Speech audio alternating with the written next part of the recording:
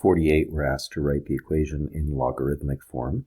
So we're going to start by writing log, and the base of the exponential is the same as the base of the log, and the log is of b plus 4 because the log has to equal the exponent a minus 3. In 49, the logarithm has to equal the exponent, so the exponent will be 4/3. The base of the logarithm is 8, and the log is of 16. In number 50, we're writing the equation in exponential form. ln is a log that is in base e. So when we write the exponential form, we raise e to a power, and the logarithm is equal to the exponent, so the exponent is d plus 8, and then that must equal c minus 1. In number 51, the log base 3 of m is equal to k plus 5, so when written in exponential form, the base is 3. The logarithm equals the exponent, so the exponent must be k plus 5, and that equals m. In 52 through 53, we're asked to solve the equation, and so we're going to take this logarithmic equation and rewrite it in exponential form. X is our base, the logarithm equals the exponent, so 3 is our exponent, and that equals 2. In order to solve x cubed is equal to 2, we need to take a cube root, so x is equal to the cube root of 2. In number 53, we have a log that is without a base specified. So when we see log, that is base 10, so our base is 10. The exponent is -3, and that must equal x. So x is equal to 10 to the -3, which is 1/1000th. In 54 through 57, we can set our logarithm equal to x to find its value, and then place this in exponential form. So 5 raised to the x is equal to 1/25th, and then express both sides with the same base. 1/25th is 5 to the -2, so that means that x must equal -2, and that's the value of the log.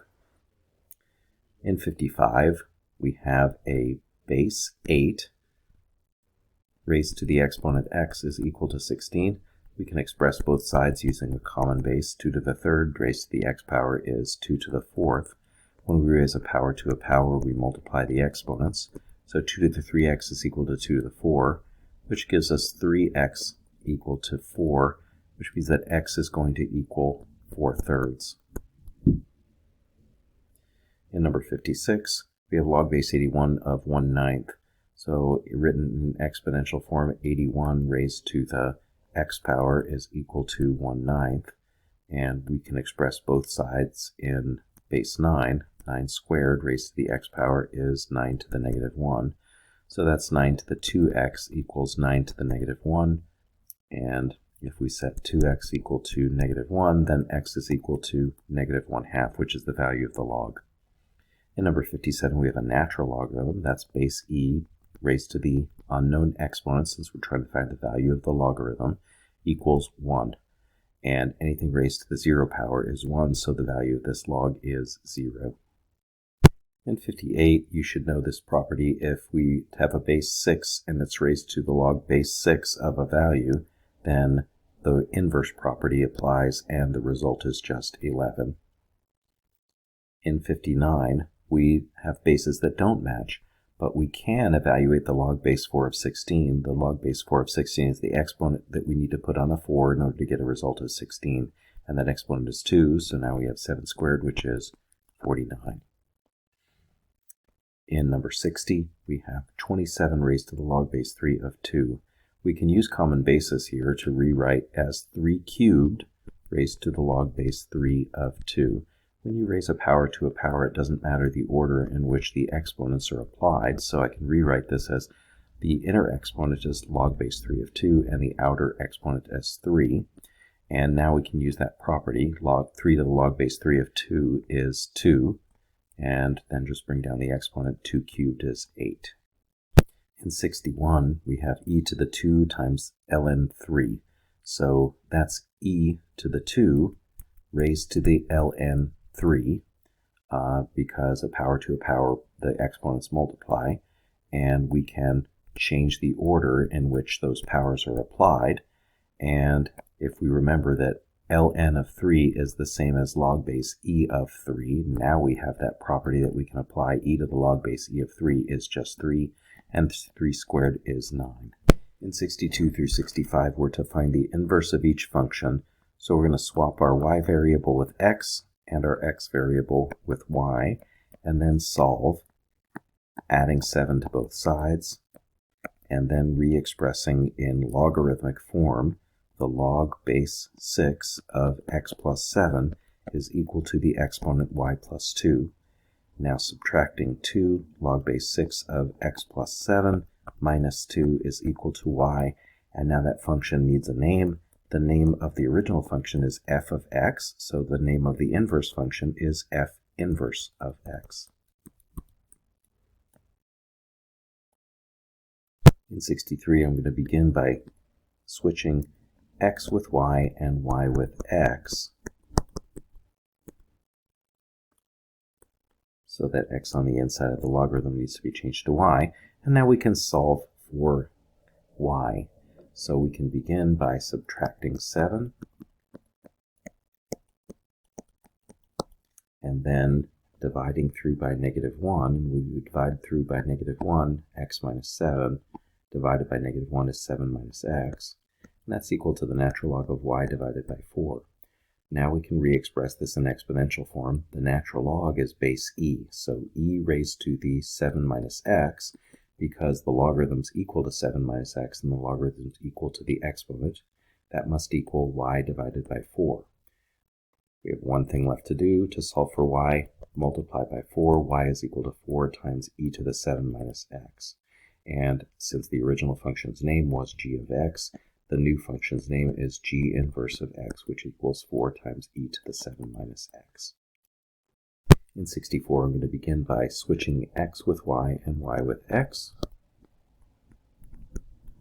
And now we can begin by subtracting 7 from both sides,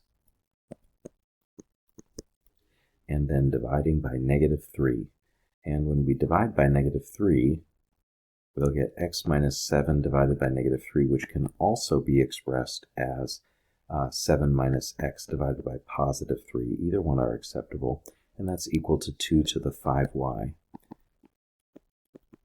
From here, we can rewrite this in logarithmic form so that we can solve for the exponent. The exponent 5y is equal to the log base 2 of 7 minus x divided by 3, and dividing by 5 or multiplying by 1/5, y is equal to log 1/5 times the log base 2 of 7 minus x divided by 3. And since the original function's name is h of x, this function's name is h inverse.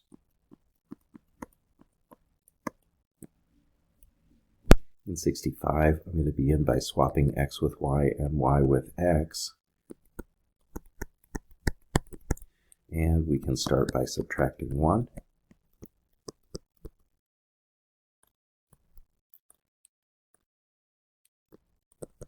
And then dividing by 2.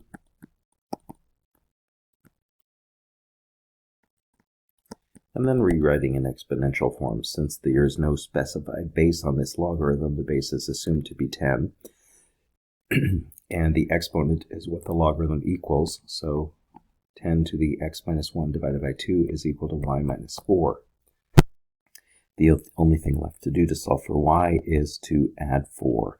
So 4 plus 10 raised to the x minus 1 over 2 is y, and since the original function's name is p of x, the new function's name is p inverse of x.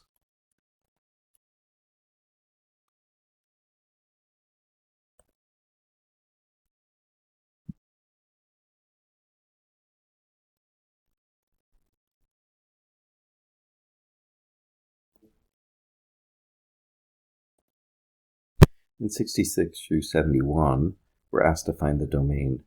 A logarithm is a problem operation. We may only take the log of a positive number, so 12 minus 3x has to be greater than 0. And if we solve this equation by subtracting 12 and dividing by negative 3, we'll get x is less than 4, which we can put in interval notation as the interval from negative infinity to 4, exclusive at the endpoint of 4. In 67, the contents of the radical x plus 2 are values that need to be non-negative. So that means it needs to be greater than or equal to 0. So solving that inequality, x is greater than or equal to -2. That's equivalent to the interval from -2 to infinity. In number 68, the only problem operation here is division. The denominator may not be equal to 0. We add 8 to both sides of this inequality. 2 to the x is not equal to 8, which gives us x not equal to 3.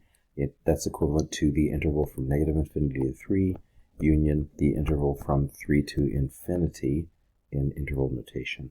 In 69, there are two problem operations. The contents of the log have to be greater than 0 or a positive number, which means x has to be greater than 5, and the denominator of this fraction cannot equal 0.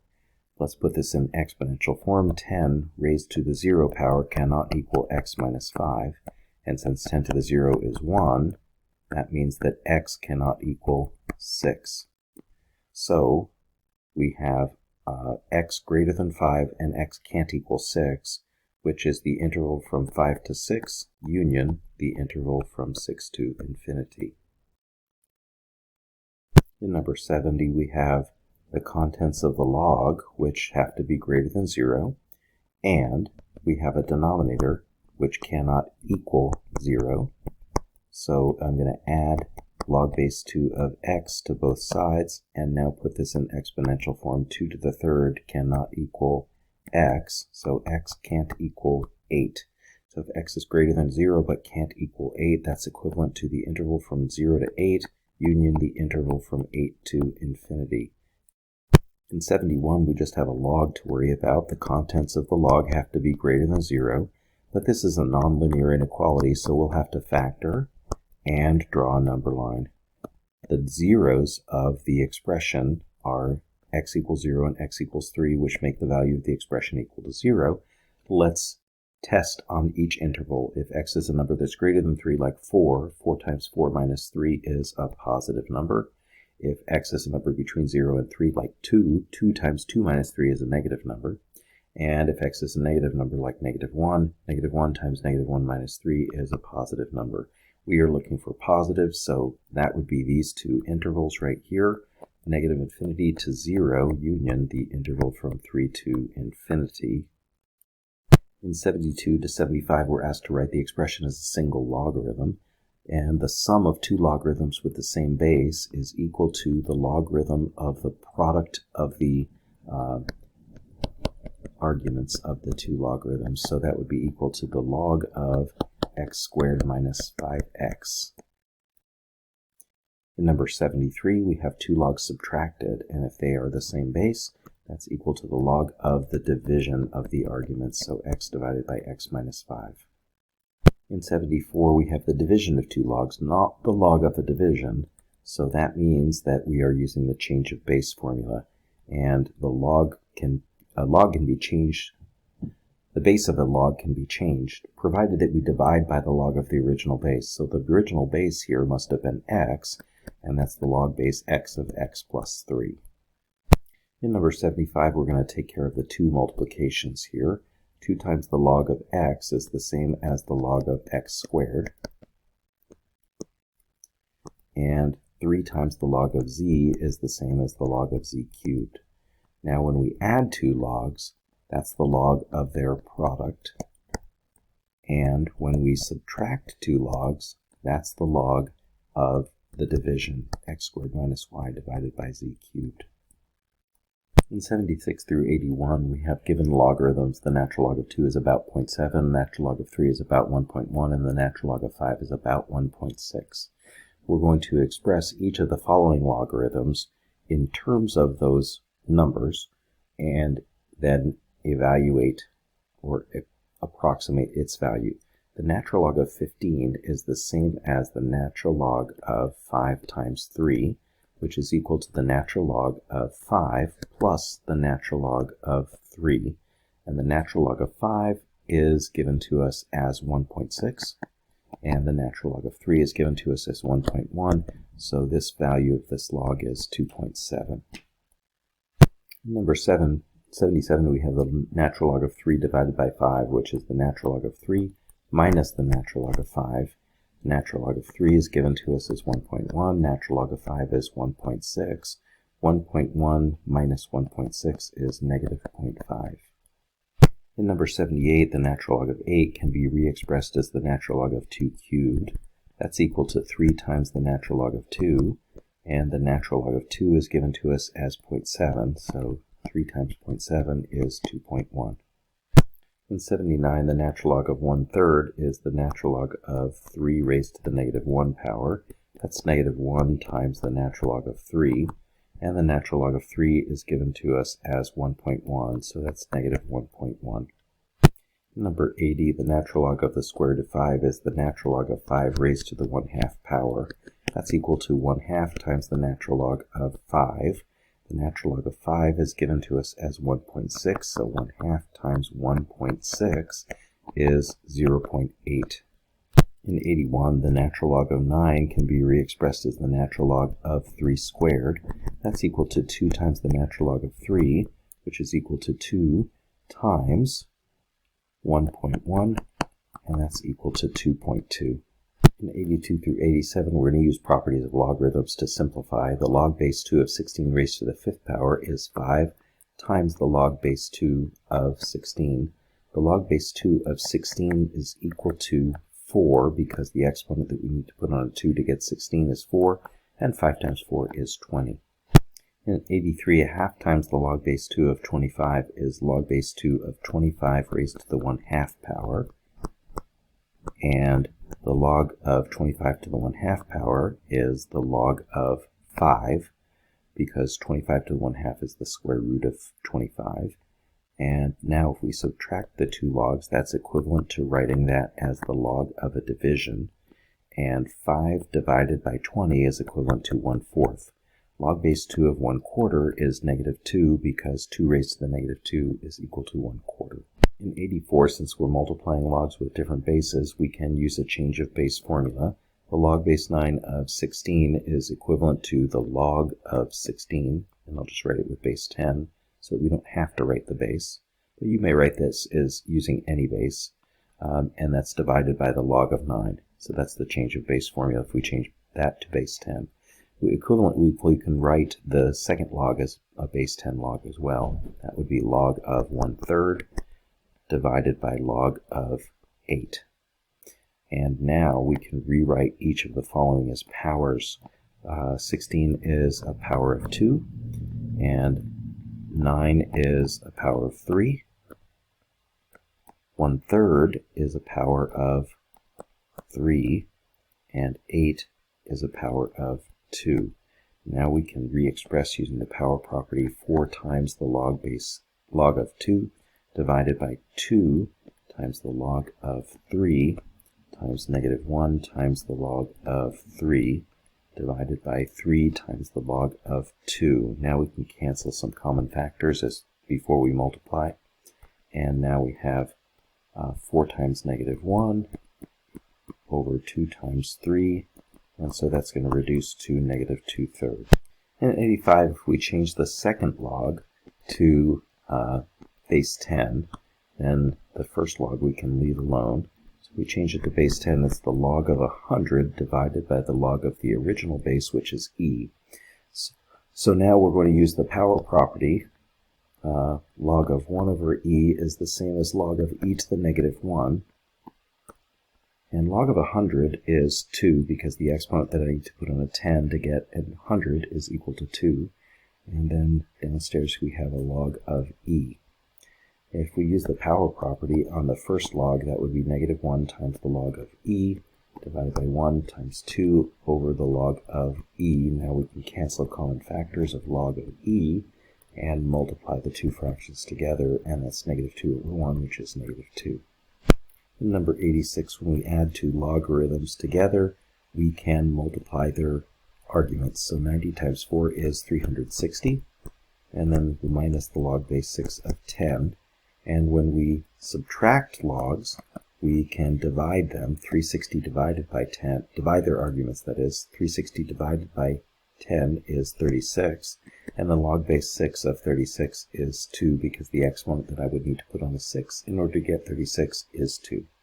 Number 87, I would use the change of base formula. I'm going to rewrite this in base 10, log of 32 divided by the log of the original base 3 divided by log of 1/16 divided by log of the original base 3, and then that's going to be equal to the log of, and I'm going to re-express 32 as 2 raised to the 5th power divided by the log of 3, and change this to multiplication and flip the second fraction over, and 1/16 can be rewritten as log of 2 raised to the negative 4. And now I'm going to use the power property. 5 times the log of 2 divided by the log of 3 times the log of 3 divided by negative 4 times the log of 2. We can cancel common factors in the multiplication now, log of 2 and log of 3, and that will give us a result of negative 5/4.